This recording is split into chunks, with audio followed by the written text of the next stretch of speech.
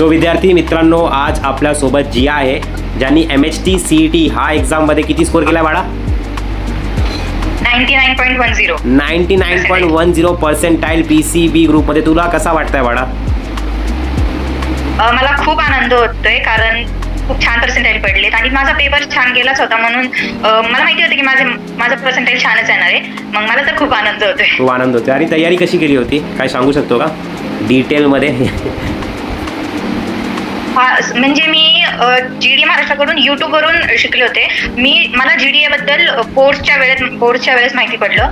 ज्यावेळेस म्हणजे मी बोर्डच्या वेळेस ज्यावेळेस GDAच्या व्हिडिओज किंवा GDAचे जे लाईव्ह लेक्चर्स अटेंड केले, तर त्याने मला कळालं की हे मी CET साठी पण कंटिन्यू करू शकते. मग मी बोर्ड्स नंतर CET साठी पण GDA कडेच कंटिन्यू केले. हो, बॅचमध्ये होती. आणि मला हे सांग ना, तू डिस्ट्रॅक्शन कसा कंट्रोल करत होती? खूप अभ्यास करताना खूप असं डिस्ट्रॅक्शन येतं ना, असं बोरिंग वाटतं, नाही करणार असं काय वाटतं तरी, कसं तुझ्या पण डोक्यात येत असेल, राईट?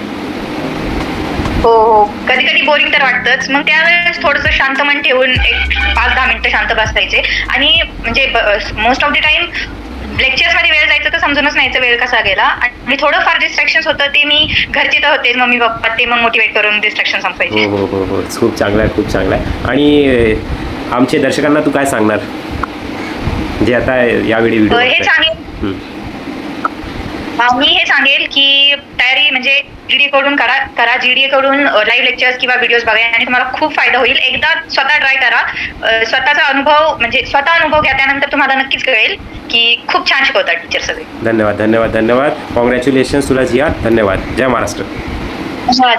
जय महाराष्ट्र.